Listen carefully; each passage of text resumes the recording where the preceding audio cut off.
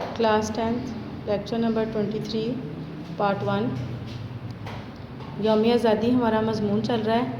इसका एक पार्ट आप लोगों ने प्रीवियस लेक्चर में किया। अब नेक्स्ट इसका हम पढ़ेंगे, 3 हिस्सों में डिवाइड करके इसको करना है। सेकंड पार्ट जो है इसका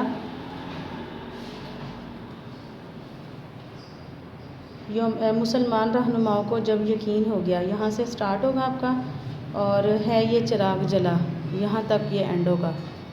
इसकी रीडिंग करते हैं, अपने मज़मून खोल के सामने रखें। जब मुसलमान रहनुमाओं को जब यकीन हो गया कि हिंदुओं को मुसलमानों की तरक्की किसी तरह गवारा नहीं और वो अक्सरियत के घुमंड में मुसलमानों को रियायत देना तो दरकिनार उनके जायज़ हुकूक तक देने के लिए तैयार नहीं, तो उन्होंने अपने लिए अलग इस्लामी ममलकत का नक्शा अपने जहन में बनाना शुरू कर दिया। इस आज़ाद इस्लामी ममलकत का वाज़े तस्वुर सबसे पहले अल्लामा इकबाल ने 1930 में पेश किया। उस वक्त मुस्लिम लीग का सालाना इजलास इलाहाबाद में हुआ। अल्लामा इकबाल उसके सदर थे। उन्होंने अपने खुतबा सदारत में मुसलमानों के लिए अलग और आज़ाद इस्लामी सल्तनत के क़याम की तजवीज़ पेश की, जिसमें मुसलमान अपने मज़हब, अपनी रिवायत और अपने तमद्दुन के मुताबिक आज़ादी से ज़िंदगी बसर कर सकें।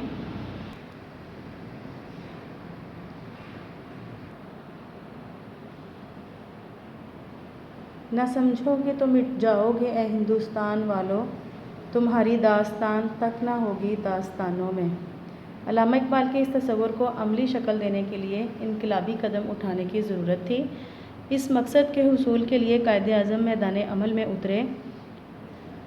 इन दोनों शख्सियात ने नज़रियाती और अमली तौर पर इस्लामियान हिंद को उनके हकीकी मकासद से आगाह करने का अजीम कारनामा सरअंजाम दिया। अगर एक हस्ती ने अपनी शायरी और नगमाए जांसोज़ के साथ मुसलमानान हिंद के अंदर एक नई रूह बेदार कर दी, तो दूसरी हस्ती ने अपने साज़े अमल के तानों से मुसलमानों के अज़ाइम को तहरीक बख्शी।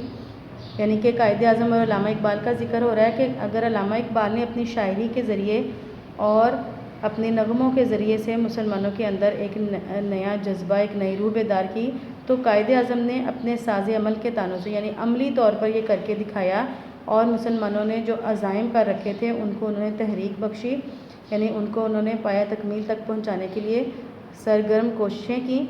और बिल आखिर अहले ज़माना ने वो दिन भी देखा जब कांग्रेस के मुत्तहिदा कौमियत के नारे का तिलिस्म पाश पाश हो रहा था और दूसरी तरफ मुसलमानान हिंद ने अपनी शानदार तहज़ीब को ज़िंदा रखने के लिए कायदे आज़म की क़यादत में सर धड़ की बाजी लगा दी और 23 मार्च 1940 को मंटो पार्क लाहौर में एक करारदाद मंजूर की गई, जिसमें मुसलमानों के लिए अलहदा इस्लामी ममलकत का मुतालबा किया गया। ये क्या था, मुद्दा क्या, माजरा क्या था?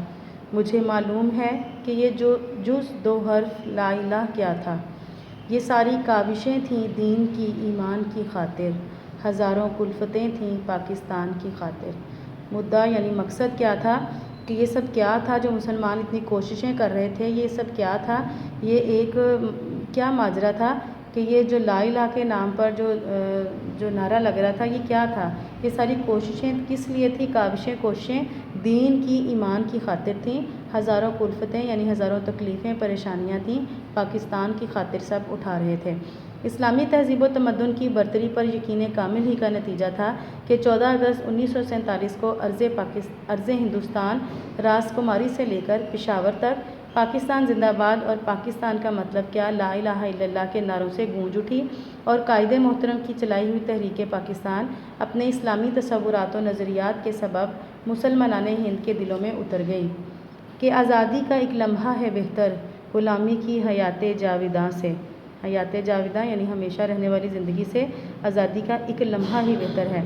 आज़ादी का हुसूल जिस कदर मुश्किल होता है, उसे बरकरार रखना उससे कहीं ज़्यादा कठिन और दुश्वार होता है। इसलिए आज़ाद और बावकार कौमें अपने कायदीन और अहम कौमी दिनों को भी फरामोश नहीं करती।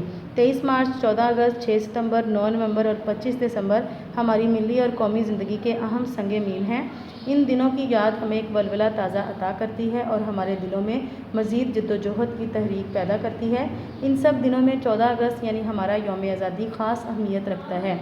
یہ دن ہمیں ہمارے قومی رہنماؤں اور عوام الناس کی جدوجہد اور لازوال قربانیوں کی یاد دلاتا ہے کہ کس طرح وہ باطل کے سامنے ڈٹ گئے اور یہ پیارا پاکستان حاصل کیا۔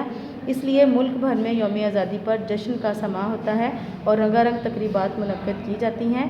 ملی نہیں ہمیں یہ عرض پاک تحفے میں، جو لاکھوں دیپ بجھے تو ہے یہ چراغ جلا۔ یعنی بہت سارے لوگوں نے بہت ساری جانیں اس کے لیے گئی ہیں، اس راستے میں بہت سارے لوگوں نے جان قربان کی ہے، تو یہ چراغ جلا ہے، یعنی تو ہمیں یہ وطن حاصل ہوا ہے، یہ آزادی جو ہم نے حاصل کی ہے یہ کوئی اتنی آسان چیز نہیں تھی۔ یہ سیکنڈ پارٹ ہے آپ کا، یہاں تک آپ جو ہے یوم آزادی کی لرننگ کریں گے۔ جتنا یاد کریں اس کو لکھ کے ضرور دیکھیں، اشعار کو خاص طور پہ اور مشکل الفاظ کو لکھ کر دیکھیں املا کے طور پہ۔